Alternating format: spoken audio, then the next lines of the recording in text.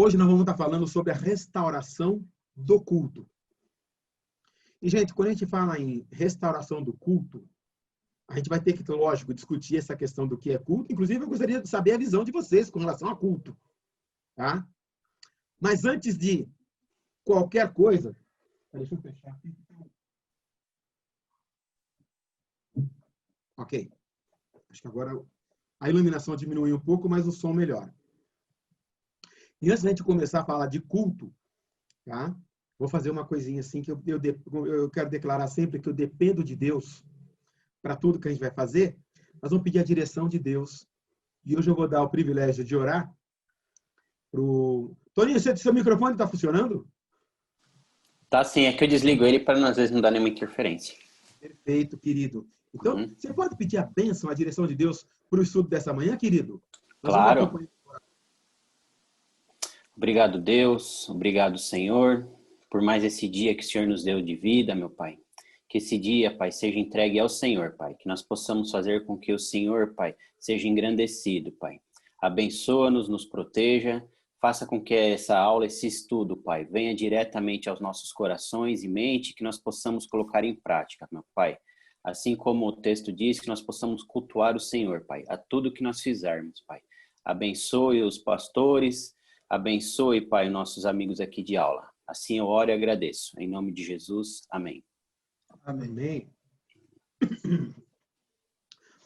Amados, lá no Evangelho de Mateus, capítulo 6, versículo 33, buscai primeiro o reino de Deus e a sua justiça, e todas essas coisas vos serão acrescentadas. Jesus está falando naquele momento ali sobre as necessidades dessa vida. Algumas coisas, que nós tratamos como prioridade. Em primeiro lugar, eu queria perguntar para você, quando você fala em culto, tá? Nós temos aqui no Brasil a gente chama de culto, que seria a adoração a Deus, ou aquele serviço que acontece na igreja, que é chamado de culto. A gente coloca, inclusive, o horário do culto. Culto traz a ideia de cultuar algo ou alguém, ou uma pessoa, prestar culto, que seria uma homenagem a alguém. A gente tem uma dificuldade em entender como era essa questão do culto para o Velho Testamento. Até porque nós estamos há mais de 2000 anos separados disso, e eles tinham uma questão de rituais e de sequência de coisas que precisavam fazer. Uma delas eram os sacrifícios. E, gente, sacrifício, para a gente hoje, aqui entender o que é sacrifício, fica um pouquinho distante. Por quê? O que era feito? Eram animais, eles eram mortos, o sangue era esparramado, tá? E depois a carne do animal era queimada. E o cheiro daquela gordura queimando, igual aquele cheiro, sabe aquele cheiro da picanha quando tá assando, no churrasco, e dá água na boca? Então, o cheiro da gordura subindo era o holocausto suave ao Senhor. Holocausto, o animal passava pelo holocausto, ele sofria o holocausto. Lembra dos judeus que sofreram o holocausto? Uma palavra que é muito forte para a gente. Isso, para eles, era oculto. Ah, Betão, mas espera aí. Então o negócio era sanguinário mesmo? Era.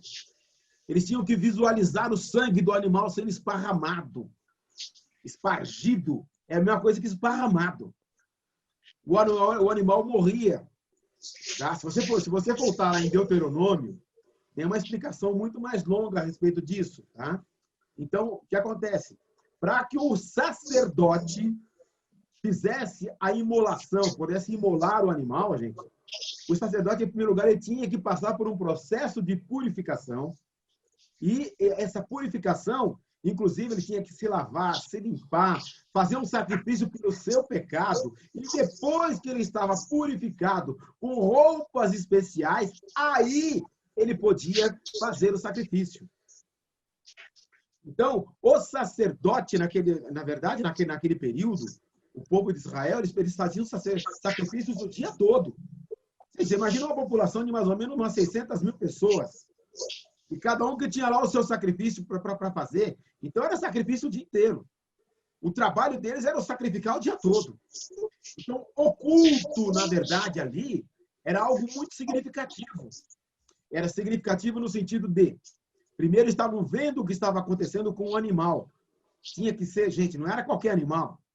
Tinha que ser um animal primogênito, sem mancha, sem mácula, não era, e era o melhor do rebanho. Ah, mas o cara às vezes não tem rebanho, então ele trazia lá rolinhas, entendeu? Então, e tudo isso é parte do sacrifício. O sacrifício, e o que era o sacrifício? Era imolar o animal, era derramar o seu sangue e a carne do animal ser queimada. Então, gente, o trabalho que havia no altar era um trabalho de sacrifício do animal. Mas para que é tudo isso, Betão? Isso tudo é para mostrar que depois Jesus é o último do sacrifício. Ele é o cordeiro. Lembra que eu falei que tinha um cordeiro sem mancha, sem mácula? É o cordeiro de Deus. Ele foi imolado. Qual foi o sacrifício de Jesus? Ele foi preso, morto lá na cruz. O sangue derramado, lembra do sangue espargido? Por isso que a gente fala muito do sangue derramado. Derramou o seu sangue. Só que Deus fez isso com o povo desde lá de Abraão. Eu vem desde Abraão, Isaac, Jacó, até esses e outras. Até o reino. O reino quando acontece o que seria o exílio, não o exílio, desculpa, que seria a escravidão do povo de Israel, quando eles são levados cativos, tá? Cativos pela Síria, eles param de sacrificar. Aí vem depois a Babilônia, tá? E, gente, nesse período o templo foi destruído. Então, ou seja, eles pararam de fazer o sacrifício. O sacrifício parou.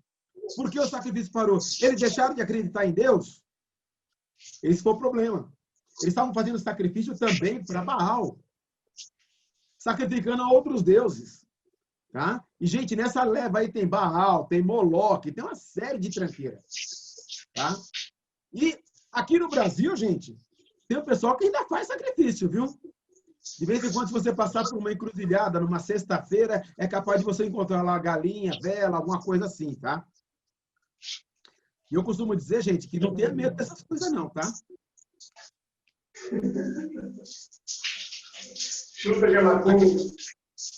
Para quem não sabe, uma certa ocasião, eu estava indo para a casa da Ellen, né? E passei numa encruzilhada e tinha lá um desses sacrifícios aí.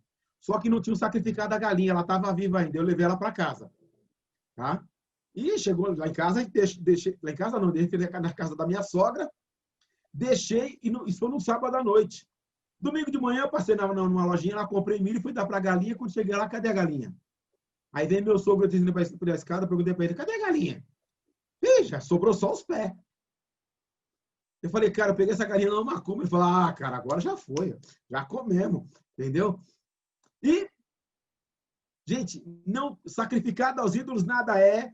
Então, mas até hoje ainda tem o pessoal que sacrifica. Tem algumas pessoas que esquecem, que se deixou o frango lá, querido, pega, cozinha e bem cozido, não faz mal nenhum. Porque o ídolo não é nada. Nós estamos acima de todo principado, potestade e poder. Tá? Você com Jesus está acima de todo principado, potestade ou poder. Mas vamos lá para o nosso texto. Depois dessa breve introdução com relação ao sacrifício, sabendo que sacrifício hoje não é mais nada, o último sacrifício foi Jesus. Aí nós começamos a chegar no nosso texto. E no nosso texto, versículo 1, tá? Eu gostaria de pedir para que alguém pudesse ler para a gente, só para a gente entender, tá? O versículo 1, só para a gente dar uma reafirmada aqui. Esdras, livro de Esdras, capítulo 3. Alguém pode ler o versículo 1 para a gente? Esdras, capítulo 3, versículo 1. Abre seu som, Janaína, para a gente ouvir você. Não estava aberto, desculpa. Quando chegou o 7º mês e os israelitas já estavam em suas cidades, o povo se reuniu como um só homem em Jerusalém. Reuniu como um só homem em Jerusalém. Sabe o que quer dizer isso? Todo o povo, estava todo mundo com a mesma visão, com a mesma ideia, com o mesmo pensamento, com um só propósito, com um só objetivo de fazer uma coisa. Lembra que saiu o decreto do rei Ciro, o rei Ciro liberou o pessoal para voltar para Jerusalém, para voltar para sua terra. Então, depois desse decreto que já havia sido profetizado por Jeremias, por Isaías, esse povo começa a voltar. Esse povo agora, a expressão que está aí, como um só homem. Talvez, gente, a gente nunca, talvez eu sou meio descrente, meio incrédulo. A gente vai ter dificuldade para ver uma cena como essa. Mas eu gosto de lembrar quando a gente tinha aqueles cultos, tá? Que estava a igreja lotada. Já lembra quando você... igreja lotada e a igreja começava a cantar e todo mundo junto com um só propósito de adorar a Deus. Como a um só homem. Eu consigo ver dessa maneira nesse texto. Eu tenho essa visão. E o povo com um só propósito, com uma só ideia, com uma só visão, que era... Eles já estavam, veja bem, eles estão voltando para a terra, eles estão chegando para a terra que eles haviam deixado, eles estão se restabelecendo, eles estão se reorganizando. E, gente, agora começa um outro processo. Lembra que houve o processo de definir quem era quem? Nós falamos disso domingo passado. Então, tinha lá agora quem era os sacerdotes, quem era a família, quem era cada um já na sua terra. E agora como a um só homem. É muito forte isso. E muito significativo. Janaína, você pode ler novamente o versículo 1 para a gente? Por favor. Quando chegou o 7º mês e os israelitas já estavam em suas cidades, o povo se reuniu como um só homem em Jerusalém. Quero chamar a atenção de vocês que ao sétimo mês. 7º mês. Ou seja, esse povo chegou ali, foi se ajeitando, não foi do dia para o outro, não chegaram lá, a primeira coisa que eu vou fazer vai ser um culto de louvorzão. Não. Cada um foi para o seu lugar e agora, como a um só homem, tá? Estavam com esse propósito. Gente, unidade, mas não uniformidade, tá? Quer dizer, todo mundo junto, cada um com a sua origem, eram diferentes, tinham diferente visão, diferentes sonhos, diferentes famílias, diferentes ordens, diferentes atribuições,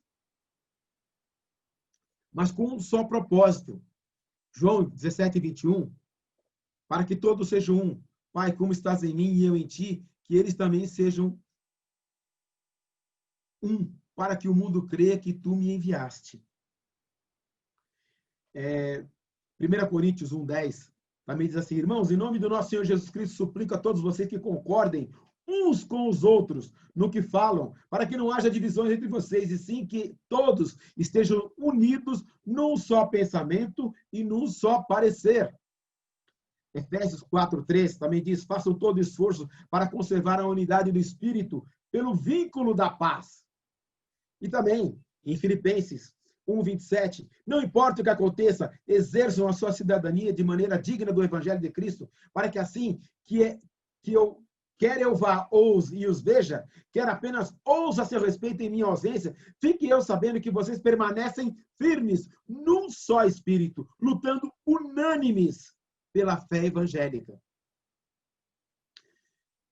O propósito, gente, é deixar muito claro que ter a mesma visão, caminhar na mesma direção, em algumas vezes nós podemos ter ideias ou visão diferente, mas a gente não pode atrapalhar a caminhada na direção do Evangelho, da direção do reino. Na igreja pode ter gente que pensa diferente? Claro que pode. A igreja é democrática? É democrática. Tá? A Assembleia, inclusive, quando a gente fala de Assembleia, a Assembleia é soberana. Tá? Eclésia, a palavra eclésia, que dá a origem à Assembleia, eclésia, tá? Assembleia. O que compõe a Assembleia, o que compõe a Eclesia, o que compõe a Igreja. No grego, eclésia, tá? Tem quem era chamado para Eclésia? era o pessoal que morava nas cidades. Naquelas cidades eram chamadas de polis. Tá? Então, os chamados para fazer parte da assembleia eram os políticos. Olha que bonito. Só que o cara não gostava de ser chamado de político. Por quê? Ele tinha que deixar a sua fazenda, ele tinha que deixar a sua família e ir lá servir a assembleia. Então, a ideia de igreja, tá? De assembleia, são chamados de fora. Os que são chamados da polis. Ou seja, você é chamado para ser político dentro da igreja. Mas, lógico que no sentido bom da palavra, né? Você vem para participar e vem para servir a comunidade, tá? Inclusive, aqueles que não participavam, que não eram políticos, eram os ídios. E de onde saíram os idiotas, que estavam alheios ao que estava acontecendo. Então, gente, a igreja, a assembleia, ela tem o propósito de ter um bem comum, de caminhar numa direção com um só propósito, com um só objetivo. Da mesma maneira que está descrito lá no capítulo 1 de Esdras, do capítulo 3, versículo 1, a ideia é essa, ser um só corpo, uma só fé, um só espírito, um só propósito, tá? Para que todos sejam um, Pai, como tu estás em mim e eu em ti, que eles também estejam em nós, para que o mundo creia que tu me enviaste, João 17, 21. Acabamos de ver. E eu queria acrescentar ainda, sem mais, irmãos, despeço-me de vocês, procurem aperfeiçoar-se, exortem-se mutuamente, tenham um só pensamento, vivam em paz, e o Deus de paz, de amor e paz, estará com vocês. Vocês perceberam que o tempo todo, gente, a gente é orientado a ser unido, a ser uma coisa só? Agora eu vou dizer uma coisa para vocês. O mundo prega muito amizade, prega muito fraternidade e fala em paz. Só consegue viver dessa maneira, como um só homem, com um só propósito, sendo paz e sendo bênção um para o outro, quando você tem Jesus ou quando você conhece a Deus. Aí, você anda nessa direção, quase que eu digo andar nessa pegada, mas eu vou dizer andar nessa direção, com esse propósito, com esse objetivo. E é um só, torna-se corpo.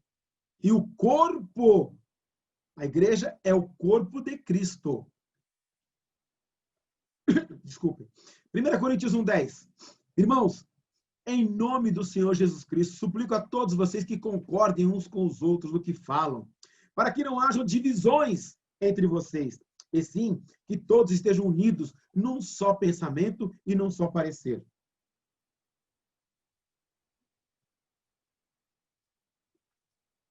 Aí você fala assim, Betão, entendi. Tem que caminhar junto. O povo ali de Israel caminhou junto. Estava caminhando junto, estava no seu propósito. Era isso mesmo? É. E a igreja também está? Claro que está. Eu não fui lá tem um tempo, tá? Mas que está caminhando, tá. O pessoal que está lá está indo. Ah, eu vejo o culto online. Eu estou curtindo. Ficou difícil hoje, ficou meio complicado falar que está num só espírito, né? Mas espiritualmente nós caminhamos juntos. A gente caminha na mesma direção. Por quê? Hoje nós estamos debaixo do Espírito. Ah, então o templo não é referência? O templo continua sendo uma referência de reunião, de encontro, da assembleia, que é o corpo de Cristo. Ah, a igreja então é o corpo de Cristo, né, Betão? Aquele prédio bonito lá na rua São Vicente, número 130, não. A igreja hoje são as pessoas. Desde lá do Velho Testamento, Deus deixa muito claro, Deus não habita em templo feito por mãos de homens. Deus não habita em templo feito por mão humana. Betão, mas você esqueceu que quando o povo estava lá no deserto, eles fizeram o tabernáculo e a glória do Senhor encheu o tabernáculo. Eu li isso lá no Velho Testamento. E não leu? Tá certo sim. E quando o Salomão consagrou o templo, a glória do Senhor encheu o templo também. Então Deus estava lá no meio deles. Deus habitou no templo. Não habitou? Habitou sim. Deus estava naquele momento, mostrando para eles, estou no meio de vocês, estou com vocês, estamos caminhando junto, o negócio agora é nós todo mundo junto. Ficou claro isso aí? Bem nessa linguagem bem popular, é exatamente isso. Depois, quando Jesus morre, ele é assunto aos céus. Cumpre-se a profecia de Joel, o Espírito Santo é derramado, e agora Deus tabernaculou-se em nós. Quando você recebe o Espírito Santo, você torna-se habitação do Espírito Santo, e você passa a ser corpo de Cristo. Você é chamado de para dentro, de fora para dentro, você vem fazer parte da eclesia, você torna-se corpo de Cristo, você torna-se igreja, a igreja do Senhor, espalhada na face da terra, são todos aqueles que abriram o coração para Jesus, que entregaram o coração para Jesus e agora são de Deus, selados com o Espírito Santo da promessa. Você faz parte agora do corpo de Cristo na face da terra. A igreja do Senhor, a noiva de Cristo, agora é você. Solta o microfone e fala aí amém. Amém. Oh, Amém. glória. Amém. Aleluia. Amém. Então aí, então quer dizer que o pessoal está aí. Ótimo. Essas Neemias para hoje. Pensa nos projetos da igreja. Que importância você vê na unidade para a realização deles? Você colocaria a unidade como premissa básica para a realização dos projetos da igreja? O avanço do reino na cidade, o avanço do evangelho, unidade. Agora, você imaginou se a gente tiver dentro da igreja, vários grupinhos, cada um pensando de uma maneira diferente, e alguns dizendo assim, eu não concordo com esse pastor Itamir. Eu não concordo com esse pastor Grava. Eu não concordo com esse pastor Abner. Betão, eu não concordo com nada que você fala aí. Ficaria um negócio meio complicado ou não ficaria? E eu vou dizer uma coisa para vocês, gente. Não posso negar, não. Já vi igreja se dividindo. Irmão com dificuldade com o irmão. Certo? Vou contar assim rapidinho para vocês. Imagina uma igreja aí que o pessoal entrou numa discussão muito séria. Abraão tinha umbigo... não, Abraão não. Olha onde que eu fui lá no meio, não é, Abraão? Adão tinha umbigo ou Adão não tinha umbigo? Pergunta simples. Adão tinha umbigo ou Adão não tinha umbigo? A Ellen costuma dizer, ia ficar um negócio horroroso aquela barriga sem um furinho no meio. Deus deve ter colocado o dedo ali e fez um furinho. Agora imagine uma igreja. Aí o pessoal começa a discutir, tinha umbigo? Não, não tinha umbigo. Tinha umbigo? Não tinha umbigo? Aí o pessoal passa pelo outro, tinha umbigo. O outro fala, não, tinha umbigo. E começou uma discussão em uma celeuma. E o grupo que tinha umbigo, o grupo que não tinha umbigo. Os umbigólatras e os não umbigólatras. E começam a andar separados. É lógico que isso aqui é uma brincadeira. Mas muitas pessoas perdem a visão do reino, do céu, por pequenas coisinhas, picuinha, humanas, e perde a visão da importância de ter unidade e andar num só corpo, num só espírito, num só propósito e em uma só direção. E é muito legal que você, em 1 Coríntios, capítulo 12, versículo 4 e 6, a Bíblia é muito clara. Há diferentes tipos de ministérios, mas o Senhor é o mesmo. Há diferentes formas de atuação, mas é o mesmo Deus que efetua tudo em todos.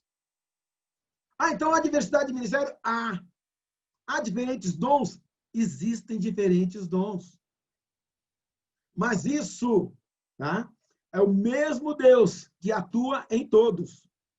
Gente, eu estou enfocando isso aqui porque o povo de Israel, mesmo depois de destruído, mesmo depois de amassado, esfacelado, judiado, 70 anos depois, eles voltam para procurar cultuar Deus como um só homem. Porque eles entendem quem é o Senhor da vida deles, quem é o que dirige a vida deles, e que entende que existe um Deus soberano acima de todas as coisas. Senhor sublime, maravilhoso e poderoso. Versículo 2. Eu gostaria que alguém lesse o versículo 2 para a gente. Quem pode ler o versículo 2? Solta o seu microfone aí e lê o versículo 2 para nós, por favor. Eu leio. A Janaína vai ler. Então Jesua, tá aberto, né? Tá. Então Isso mesmo. Jesua, filho de Josadaque, e seus colegas, os sacerdotes, e Zorobabel, filho de Sealtiel, e seus companheiros começaram a construir o altar de Deus, de Israel, para nele sacrificarem holocaustos, conforme o que está escrito na lei de Moisés, homem de Deus. Show de bola. Então, o Zorobabel, o filho de Sealtiel, tá? Esse cara, esse Zorobabel, ele se destaca, né? Por isso que nós destacamos ele lá junto naqueles que Deus moveu, né? Porque o Zorobabel e os seus amigos, eles começam a reconstruir o altar do Senhor que estava quebrado. Tá? Restaurar o altar para quê? Para fazer o sacrifício. Lembra que eu falei que a vida que era com sacrifício que eles faziam? Então agora o Zorobabel, junto com seus amigos, vão restaurar o altar. Gente, restaurar o altar da mesma maneira. Lembra lá quando Elias e os profetas de Baal se encontraram quando estavam debaixo do reinado de Acabe, lá em Reis?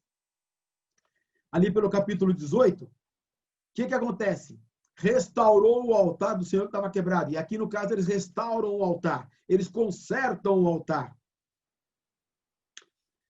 Restaurar o altar, consertar o altar, é dizer para Deus: queremos acertar com o Senhor. Queremos consertar com o Senhor. Queremos fazer um conserto com o Senhor e restaurar e restabelecer o nosso relacionamento. Porque a lei de Moisés dizia que haveria de ter um altar para o sacrifício. E esse altar, gente, entender que altar aí é a mesma visão que nós temos de onde nós colocamos, onde nós depositamos a nossa oferta. Ali é o lugar que o que você coloca é para Deus e não é para mais ninguém. E é por isso que a gente usa, né, a expressão a vida no altar. É por isso que a gente usa a expressão coloca no altar tudo aquilo que você quer colocar para a tua vida, o centro, tá? E é por isso que a Bíblia fala, Jesus falou uma coisa muito legal. Onde está o teu tesouro, aí está o teu coração. Onde está o teu tesouro, aí está o teu coração. E é por isso que nós começamos lendo, buscar primeiramente o reino de Deus e a sua justiça, e as demais coisas vos serão acrescentadas. Aí você vai dizer para mim assim, Betão, eu estou em 2020, eu tenho um trabalho, eu tenho que ir lá, eu pego o ônibus de manhã, lotado. Você não sabe o que é isso. E você não sabe o chefe que eu tenho. Eu não posso ir nem à praia. Porque se eu for na praia, ele morre afogado, porque ele não larga do meu pé.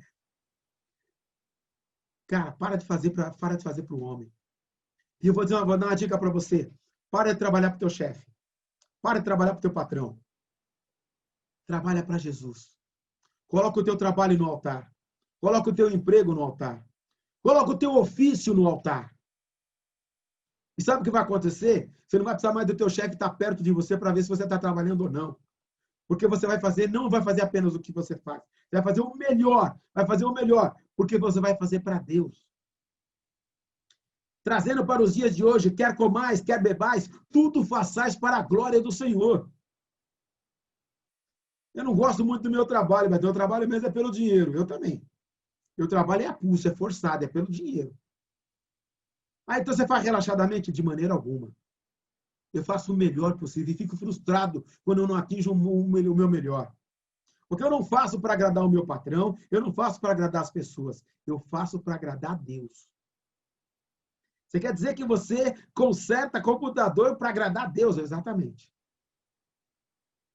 Você quer dizer que você fica mexendo em sistema operacional para agradar a Deus? Exatamente. Faço para agradar a Deus. Faço o melhor que eu posso. Pesquiso, vou atrás, me informo, porque eu quero fazer o melhor para Deus. Eu não faço para homem. Ah, mas você recebe por o que você faz. Eu recebo porque é o meu salário. É a consequência daquilo que eu faço, salário. Mas eu faço para Deus. Eu busco glorificar a Deus em tudo que eu faço. Quando você está dirigindo, você glorifica a Deus? Posso glorificá-lo sim. Não sei se aconteceu com você. Está dirigindo lá e de repente vem aquele cântico no coração. E o que eu faço? Eu canto, eu louvo. Ah, o cara deu uma fechada. Deus livra essa vida, guarda, cuida dele. Olha que diferença, hein? Ou seja, Vocês estão sendo utilizados como pedras vivas na edificação de uma casa espiritual para serem sacerdócio santo, oferecendo sacrifícios espirituais aceitáveis a Deus por meio de Jesus Cristo. Isso é vida de adoração, isso é vida no altar, isso é vida que glorifica a Deus. É exatamente igual a Abraão, você vai abençoar todo mundo por onde você passar, você vai ser uma bênção, é para ser uma bênção que você foi chamado, é para ser uma bênção que você foi chamado para ser parte do corpo de Cristo, é para ser uma bênção na sua casa, é para ser uma bênção lá no seu trabalho, é para você ser uma bênção lá no ponto de ônibus, lá na faculdade, lá no trem. É para ser uma bênção que nós somos chamados, nós somos resgatados do mundo, tirados do mundo e transformados em edifício espiritual de Deus para a salvação de vidas, casa espiritual para serem sacerdócio santo, onde todos que passarem por você, que te rodearem, possam ser abençoados. Você não vive mais para você, agora você vive para Deus, para glorificá-lo, para exaltá-lo, para ser instrumento vivo dele, por onde quer que você passe. Essa é a ideia. É esse o propósito. Isso é essa igreja. O povo de Israel, que teve todo esse tempo lá separado, longe, agora restaura o altar do Senhor. E antes de construir as paredes do templo, a primeira coisa que eles querem fazer é prestar culto ao Senhor, é adorar ao Senhor, e é voltar a sacrificar ao Senhor, é santificar-se diante dele e estar bonitos diante de Deus. É essa a ideia. Oferta de holocausto, tá? O sacrifício era um ato de entrega, ou seja, e era um ato de fidelidade. Você tinha que pegar daquilo que você tinha, dos seus bens.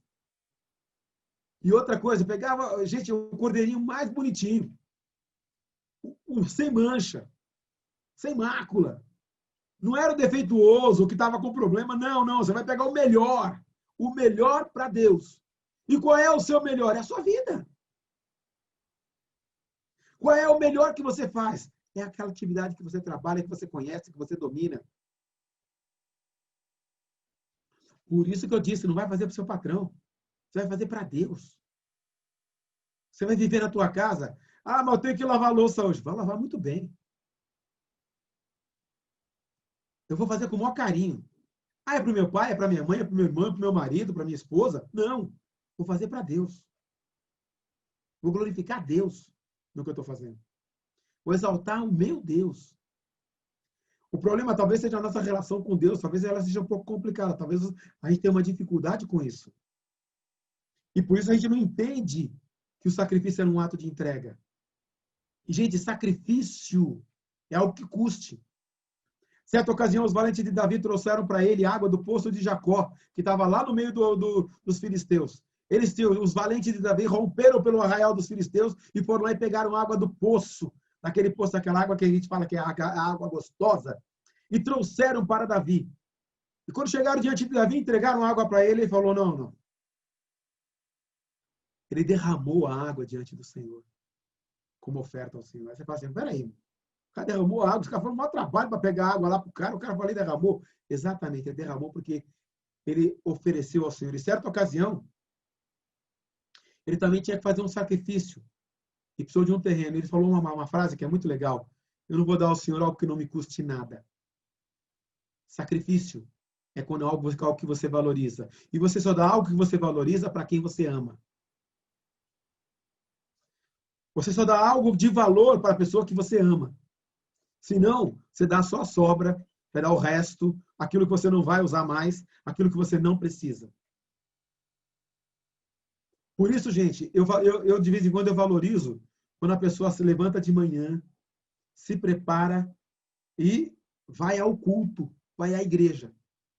Porque ela tem que sair do seu ambiente, do seu conforto no domingo, para ir à igreja. Ah, Betão, mas aí é fácil. Para nós hoje é fácil, contemporaneamente. Agora também é complicado você participar do culto e cultuar. Porque às vezes você quer ver como é que está a última mensagem que chegou do WhatsApp, o WhatsApp está avisando, é aquela conversa que começou, já tem 4 semanas que está aquele grupo conversando, e você quer ver o que está acontecendo. Vai que é algum cliente, vai que é algum pedido, vai que é algo que realmente importa mais do que Deus. Atenção e o cuidado com isso. Sacrifício é um ato de entrega. É um ato de fidelidade. E eu vou mais além. Quando a gente fala fidelidade, eu não consigo deixar de desvencilhar de dízimos e oferta missionária. E, gente, nós, a sociedade pós-moderna, tem uma dificuldade com isso. E tem dificuldade mesmo de entregar para Deus parte daquilo com que foi abençoado. A gente tem dificuldade de ceder e de dar espaço e de compartilhar. A gente tem dificuldade, sim. Nós somos um país capitalista. E capitalista, você é criado e doutrinado a ter lucro e a acumular. E quanto mais você acumula, quanto mais você tem, mais poderoso você é. E essa ansiedade pelo poder e esse desejo pelo poder nos move numa direção contrária à entrega, a ter um coração aberto, a ter um coração compartilhador.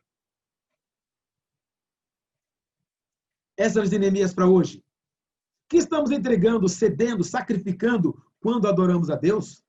O que o Senhor quer que depositemos no altar? O que você acha que Deus quer que você deposite no altar? É lógico que a gente não vai voltar lá em Israel, até porque o altar agora não existe mais também, né?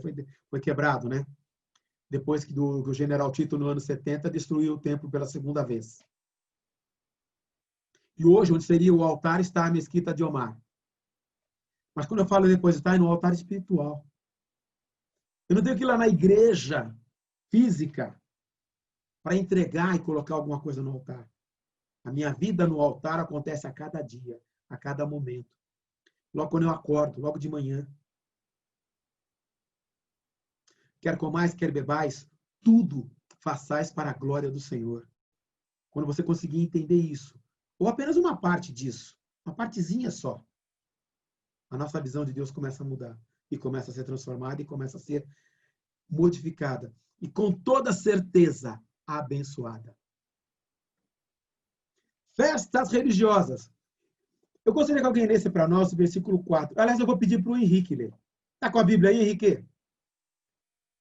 A Janaína já leu o 1 e o 2, eu vou pedir para o Henrique ler o 4 e o 5. Você pode ler para a gente, Henrique? Versículo 4 e versículo 5?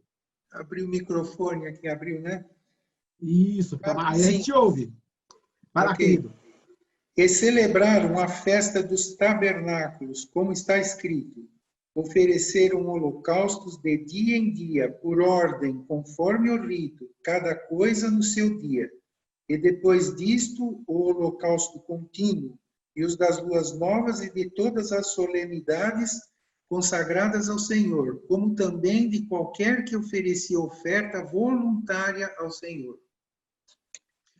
Como qualquer que oferecia oferta voluntária ao Senhor. Então, gente, eles começaram a fazer a festa dos tabernáculos. O que era a festa dos tabernáculos? Era lembrar no tempo que eles estavam no deserto, nas cabanas, entendeu? Tá? E outra, adorar a Deus nas horas difíceis é prova de fé, daquele que reconhece a onipotência dele. Eles estão voltando numa situação difícil, onde a coisa não estava resolvida, a cidade estava sendo reconstruída, eles estavam se recolocando, o templo não estava reedificado, estavam ainda numa situação de dificuldade, padecendo necessidade, e mesmo assim, vamos agora começar a fazer assim, não, vamos fazer o que tem que fazer. O calendário religioso, ele tem que ser cumprido, independente da dificuldade, independente da necessidade. Nós vamos agora fazer as festas e vamos voltar. Como diz a lei que nós temos que fazer, nós vamos fazer, porque nós queremos servir e adorar esse Deus. Salmo 34, versículo 10 diz assim, os leões podem passar necessidade e fome, mas os que buscam do Senhor, de nada tem falta. E lógico, eu não posso deixar de acrescentar Provérbios 23, 26. Filho meu, dá-me o teu coração. Ou seja, quando o coração está no Senhor, você não olha para as circunstâncias exteriores, você não olha mais para o que está à sua volta. Em primeiro lugar, quando você recebeu Jesus, quando você aceitou Jesus, a alegria não depende mais de circunstâncias exteriores, não depende de pessoas, não depende da condição do tempo, não depende do que está acontecendo à sua volta, não depende dos políticos, não depende dos diretores ou senhores, ou professores, ou autoridade alguma que esteja à sua volta. Porque a alegria, ela vem de dentro de você, ela brota lá do fundo do seu íntimo e não depende das coisas exteriores. E é por isso que, independente da situação, você pode adorar e glorificar a Deus. Eles restabelecem as festas, tá? E olha só, nunca lhe falte o zelo, sejam fervorosos no espírito, sirvam ao Senhor, está lá em Romanos 12:11. Nunca lhes falte o zelo. Percebam que eles restabeleceram a festa, que eles voltaram a fazer o que era para fazer, independente da circunstância, independente da situação. Nunca lhes falte o zelo, cuidado. Querido, você abriu o olho de manhã, glorifica a Deus, é mais um dia que Deus te deu. É mais um dia que você está vivendo. Ah, Betão, você não sabe como é que está a minha situação financeira, você não sabe como é que está, como o bicho está pegando aqui. Você não viu o preço do arroz, como é que está no mercado, o preço do óleo, o absurdo que foi. Você não sabe quanto é que está custando um litro de leite. E você não sabe quanto é que eu tenho com a família aqui para cuidar. Mesmo assim, nunca lhe falte o zelo, o fervor em servir ao Senhor. Gente, fui moço, e o Paulo escreveu, fui moço e agora sou velho, mas nunca vi o justo mendigar o pão. Deus sabe, Deus conhece. E Deus está vendo, inclusive, esse episódio está relatado para você lembrar que Deus está no controle de todas as coisas, de todas as situações. E essa pandemia vai passar. E só os que chegarem do lado de lá é que serão os vitoriosos. E vai ser vitorioso não é com facilidade, vai ser com batalha. É com dificuldade, é com luta. Versículo 7. Versículo 7, gente, é um versículo bem interessante. Eles deram dinheiro aos pedreiros, aos carpinteiros, deram comida, bebida e azeite aos de Sidom, de Tiro, para que pelo mar trouxessem do Líbano para Jope toras e cedro que tinham sido autorizadas por Ciro. Eu quero que você entenda que a cidade está destruída, assolada, eles vão reconstruir o templo e mesmo com dificuldade, com pouca coisa, deram dinheiro, deram comida, bebida, azeite e ainda mandaram trazer lá do Líbano toras de cedro para reconstruir o templo. A limitação que eles tinham, eles mesmo com dificuldade, mesmo com limitação, o coração deles estava voltado de tal maneira que eles ainda insistiram em trazer coisas e dar ainda do pouco que tinham.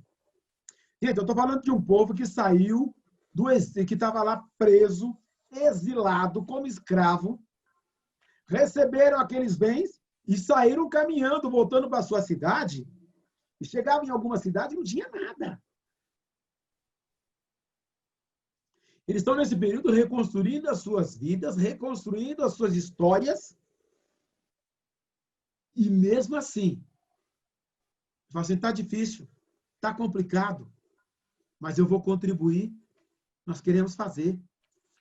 Lembra que nós lemos no versículo 1, como a um só homem, com um só propósito. Isso só pode acontecer com quem sabe com que Deus está lidando. Que tipo de Deus que é o Deus deles. Eles entenderam que tem um Deus no céu, um Deus verdadeiro, um Deus absoluto que é Senhor, que tirou os seus avós da terra do Egito, da terra da servidão, e os trouxe para cá. Pergunta: quão importante é a contribuição financeira para a obra de Deus? Quais são as consequências da nossa infidelidade nesta área? Quantos recursos financeiros deveriam ser... Qual deve ser a prioridade do recurso financeiro na igreja? Na tua visão.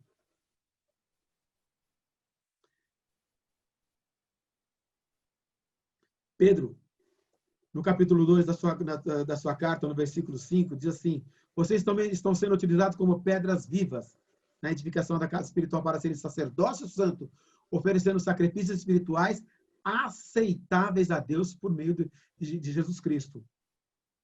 O homem não pode levar sozinho o trabalho. Então, eles precisavam de equipes. Então, eles selecionam pessoas para o trabalho da reconstrução. E Deus, Deus é que concede dons para que a coisa possa acontecer.